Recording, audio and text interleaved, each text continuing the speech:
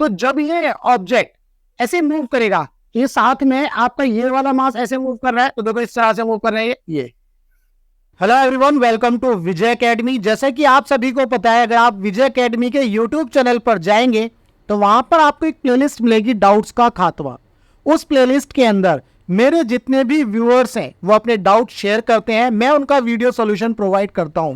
वो लोग अपना डाउट या तो व्हाट्सएप पर शेयर कर देते हैं या फिर टेलीग्राम पर एक ग्रुप बनाया हुआ है उस पर शेयर कर देते हैं। उसके बाद मैं कंप्लीट डिटेल के साथ वीडियो सॉल्यूशन प्रोवाइड करता हूं। ऐसे ही ये क्वेश्चन भी हमारे एक व्यूअर ने शेयर किया है। क्वेश्चन क्या कहता है इसको समझेंगे। A disc is kept on a smooth horizontal plane with its plane parallel to the horizontal plane. एक डिस्क है जिसको स्मूथ हॉरिजॉन्टल प्लेन पर रखा गया है और डिस्क का प्लेन और स्मूथ हॉरिजॉन्टल प्लेन दोनों पैरेलल है।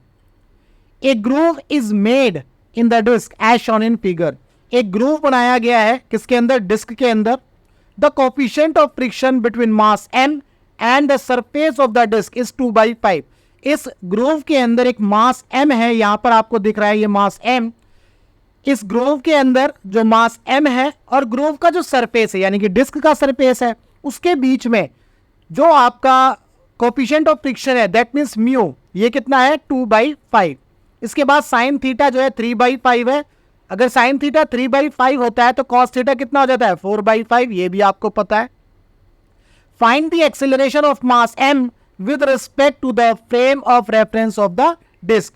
हमें जो है किसका एक्सेलरेशन निकालना है, इस मास m का, लेकिन with respect to the disc, यानी कि एक्सेलरेशन ऑफ ब्लॉक या mass with respect to disc. That will be ab with respect to ground minus ad with respect to the ground.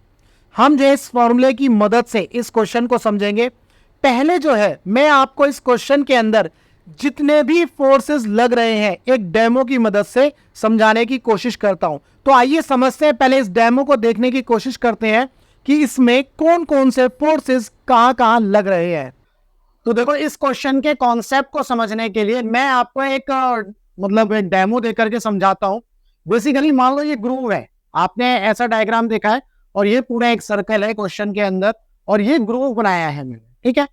अब ये तो मैं छोड़ देता हूं, इसको जो है मैं रख देता हूं। अब आपको ये पता है कि जो मास है, ये मास जो है एक तो इस वाले सरफेस से कांटेक्ट में है और एक इस वाले सरफेस से कांटेक्ट में है, तो दो सरफेस के साथ कांटेक्ट में है। तो जब ये ऑब्जेक्ट ऐसे मूव करेगा, ये साथ में आपका ये वाला मास ऐसे मूव कर रहा है, तो देखो इस तरह से मूव कर रहे हैं, ये इस तरह से है ना, ये यानी कि जो आपका जो डिस्क है वो हॉरिजॉन्टल डायरेक्शन में ऐसे मूव कर रही है और जो साथ में ही तो मास ही नीचे की तरफ मूव कर रहा है ऐसे। ये आपको कंडीशन समझनी है। अब यहां तक अगर ये क्लियर हो गया, इसके बाद चूंकि ये ऑब्जेक्ट इस वाले सरफेस के साथ कांटेक्ट में है, तो इसका मतलब इसका ये वाला फेस और ये वाले फेस के बीच में फोर्स ऑफ फ्रिक्शन लगेगा। जब ये ऑब्जेक्ट नीचे की तरफ मूव करेगी, जब ये ऑब्जेक्ट नीचे की तरफ मूव करेगी तो ऐसे, तो इसका मतलब फोर्स ऑफ फ्रिक्शन कहां लग रहा है, पीछे की तरफ इस वाले सरफेस पर, ठीक है। दूसरा, ये वाली जो ऑब्जेक्ट है इसका जो बॉटम वाला पार्ट था ये इस ऑब्जेक्ट के साथ कांटेक्ट में है, नीचे वाला जो सरफेस है जो इस तरह से आपको दिख रहा है। तो जब ये ऑब्जेक्ट नीचे की तरफ मूव करेगी तो इस वाले सरफेस में और इस ऑब्जेक्ट का जो बॉटम पार्ट है इसके बीच में भी फोर्स ऑफ फ्रिक्शन लगेगा। जब ये ऑब्जेक्ट डाउनवर्ड मूव करेगी तो फोर्स ऑफ फ्रिक्शन कहां लगेगा, पीछे की तरफ। दैट मीन्स इस सरफेस पे फोर्स ऑफ फ्रिक्शन पीछे की तरफ इस तरह से लगेगा और जो बॉटम वाला पार्ट है उस पे इस तरह से लगेगा। तो दोनों फोर्स ऑफ फ्रिक्शन आपको दिख गए, ठीक है। इसके बाद जब ये ऑब्जेक्ट ऐसे मूव करेगी तो ये जो सरफेस है ये वाला, ये ध्यान रखिएगा, ये वाला सरफेस इस ऑब्जेक्ट के ऊपर नॉर्मल रिएक्शन इस डायरेक्शन में लगाएगा, नॉर्मल रिएक्शन इस वाले सरफेस पर, ये ध्यान रखिएगा, इस वाले सरफेस पर नॉर्मल रिएक्शन इस डायरेक्शन में लगेगा, ठीक है। इसके बाद जो ये बॉटम वाला पार्ट है यानी कि ये जो फ्लैट सरफेस है जो बॉटम है, ये वाला सरफेस इसके ऊपर नॉर्मल रिएक्शन इस डायरेक्शन में लगाएगा। ये देखो इस तरह से नॉर्मल रिएक्शन लगाएगा। तो एक नॉर्मल रिएक्शन आपको इस डायरेक्शन में मिला, एक नॉर्मल रिएक्शन आपको इस डायरेक्शन में मिला, ठीक है। तो अब हमें नॉर्मल रिएक्शन भी मिल गए।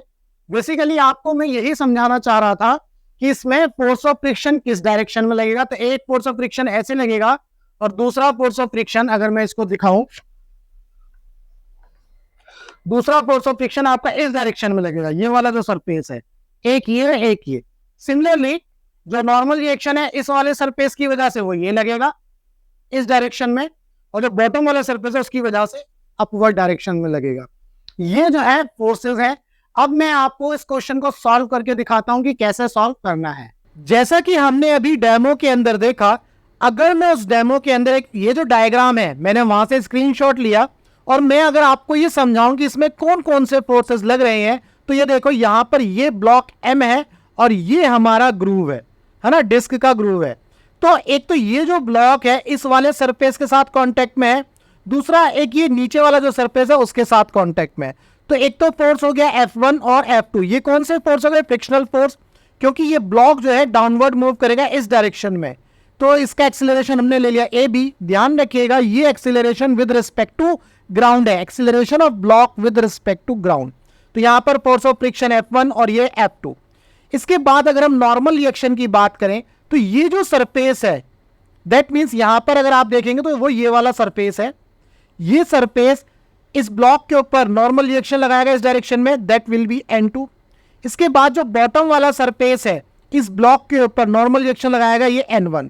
तो F1 की वजह से ये F1 वाला फोर्स है, इसके लिए ये N1, F2 वाला फोर्स है इसके लिए ये N2। ये ध्यान रखिएगा, देखिए डायग्राम में कलर से मैच करना है। ब्लू कलर का F1 तो यहां पर ब्लू कलर से F1 दिखाया गया है, देन ऑरेंज कलर से F2 तो यहां पर ये F2 फोर्स ऑफ फ्रिक्शन दिखाया गया है, देन N1 पर्पल कलर से तो यहां पर भी N1। इसके बाद ये रेड कलर से आप देखेंगे ये mg, तो यहां पर ये mg जो है पॉइंट वाइज, बेसिकली ये बिल्कुल इसके पॉइंट के नीचे होगा, ये ध्यान रखना, यहां पर mg होगा जो कि डाउनवर्ड होगा, ठीक है। इसके बाद ये ब्लू कलर से F1 दिखाया है। तो यहां पर ये सारे फोर्सेस मैंने यहां पर आपको दिखाए, ये एक्सेलरेशन AB, यहां पर ये एक्सेलरेशन AB, ये N2 ये ग्रे कलर से दिखाया गया है। तो ये सारे फोर्सेस मैंने आपको इस डायग्राम में समझा दिए। इसके बाद अब हमें क्या करना है, हमें जो है एक्सेलरेशन निकालना है B का। ये ध्यान रखिएगा, मैं जो है acceleration with respect to ground निकालूंगा, मैं विद रिस्पेक्ट टू ग्राउंड निकालूंगा। और कैसे निकालूंगा इसको समझेंगे। देखिए ये बताया था मैंने अभी डेमो के अंदर, ये ऑब्जेक्ट भी मूव कर रही होगी, ये ऑब्जेक्ट इस तरह से मूव करेगी विद एक्सेलरेशन A0, ये ऑब्जेक्ट साथ में मूव करेगी, यानी कि आपकी डिस्क जो है मूव कर रही है। देखो ये डिस्क आपकी मूव कर रही है किस एक्सेलरेशन से, 25 मीटर पर सेकंड स्क्वायर से। डिस्क का एक्सेलरेशन A0 मैंने ले लिया 25 मीटर पर सेकंड स्क्वायर।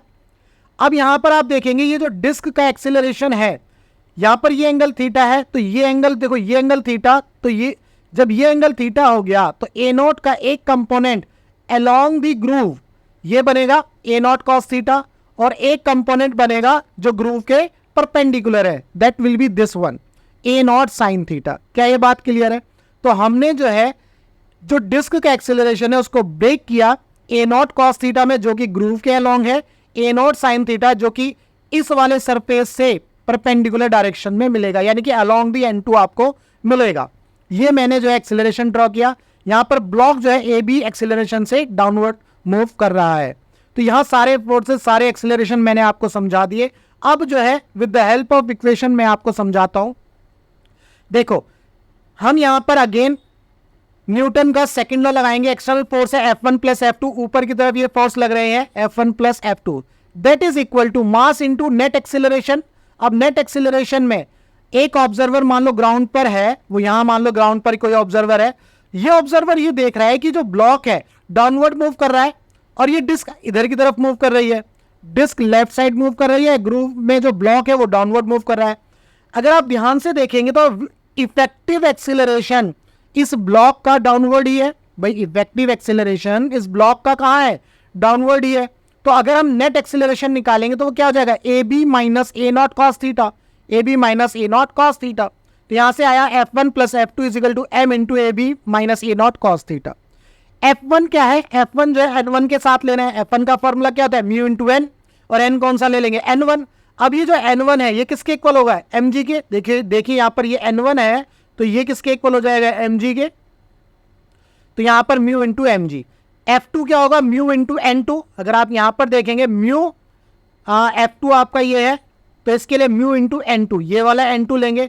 अब N2 जो है N2 किसके इक्वल होगा, मास इंटू एक्सेलरेशन, तो mass into a not sine theta वाले कंपोनेंट के इक्वल हो जाएगा। ठीक है, ये ऐसे हुआ है, यहाँ पर भी न्यूटन का जो है सेकंड लॉ लगाया गया है, इस तरह से समझ सकते हैं इसको। मान लीजिए N2 is equal to m into a not sine theta, यहाँ पर ये वैल्यू लगाई गई है। ठीक है जी, ये N2 हो गया और ये आपका म्यू है ही। तो यहाँ पर जो है मैंने आपको ये भी बताया F2 कैसे लगा। इसके बाद ये सारी वैल्यूज इस वाली इक्वेशन के अंदर रखी, mu into m g plus mu into m into a not sine theta that is equal to m a b हमें निकालना है minus a not cos theta, a not cos theta. देखो m से m cancel हो रहा है, जब m से m कैंसिल हो जाएगा, म्यू की वैल्यू 2/5 क्वेश्चन में गिवन है, g की वैल्यू 10 ले ली, म्यू की वैल्यू 2/5, यहाँ पर a not sine theta, a not आपका 25 है, साइन थीटा 3/5 क्वेश्चन में गिवन है, that is equal to a b हमें फाइंड आउट करना है, माइनस ए नॉट हमारा 25, कॉस थीटा कितना हो जाएगा 4/5, ये मैंने अभी आपको बताया। तो यहाँ से इसको कैंसिल किया, 5 दूनी 10, तो 2 2 4, 5 और 5 25, ये 25 उड़ा देगा, 2 3 6, that is equal to a b minus 5 चौक 20 है ना, ये 5 5 25, ये बचा 5 चौक 20, तो ये आ गया -20। तो ए बी की वैल्यू आ गई 30 मीटर पर सेकेंड स्क्वायर। ये ध्यान रखिएगा, ये जो ए बी आया है ये विद रिस्पेक्ट टू ग्राउंड आया है। क्वेश्चन में हमें विद रिस्पेक्ट टू डिस्क निकालना है, क्वेश्चन में हमें विद रिस्पेक्ट टू डिस्क निकालना है। और आपको ये भी ध्यान देना है, ये जो ए बी है अलोंग द ग्रूव निकाला है, अलोंग द ग्रूव निकाला है, ये ध्यान रखना। तो आप जब इसका एक्सीलरेशन निकालेंगे विद रिस्पेक्ट टू डिस्क, तो वो भी अलोंग द ग्रूव ही देखने वाले हैं। तो ये अलोंग द ग्रूव की इक्वेशन ही है, acceleration of block with respect to disk that will be equal to acceleration of block with respect to ground minus acceleration of disk with respect to ground. Acceleration of block with respect to ground 30, क्योंकि हम along the groove देख रहे हैं, minus acceleration of disk with respect to ground, ये जो हम देखेंगे ये भी हम किसके along देखेंगे, ग्रूव के along, यानी कि a नॉट 25 था, along the groove आपका कितना एक्सेलरेशन है, a not cos theta, a not cos theta. ठीक है जी, तो 30 minus a not cos theta is equal to 30 minus 5 into 4/5, 5 से 5 उड़ गया, तो 5 चौक 20, 30 minus 20, that you will get 10 metre per second square. This is the acceleration of block with respect to disc. तो ये ध्यान रखिएगा, मैंने यहां पर ऑब्जर्वर ग्राउंड पर बिठाया है, आपको ये समझना है। बाकी जगह अगर आप सॉल्यूशन देखेंगे तो यहां पर जो है उसको यहाँ शूडो फोर्स लिया जाता है, MAR कर देंगे उसको, फिर उसके कंपोनेंट्स यूज करते हैं। तो मैंने क्या किया, एक ही रेफरेंस पॉइंट लिया और आपका रेफरेंस पॉइंट है ग्राउंड, ग्राउंड पर एक ऑब्जर्वर को बिठाया, वो ये सारी चीजें ऑब्जर्व कर रहा है। उम्मीद करता हूं आपको इस क्वेश्चन का जो कॉन्सेप्ट है अच्छे से क्लियर हुआ। अगर कॉन्सेप्ट अच्छे से क्लियर हुआ तो वीडियो को लाइक करना और ज्यादा से ज्यादा शेयर करना। अगर आपको कोई भी डाउट है फिजिक्स में तो आप इस नंबर पर व्हाट्सएप कर सकते हैं, टेलीग्राम पर अपना जो है डाउट शेयर कर सकते हैं, ये ग्रुप है, इसको अभी ज्वाइन कर लीजिए। चलिए मिलेंगे हम अपने नेक्स्ट डाउट में, तब तक के लिए good bye, tata, take care, जय हिंद।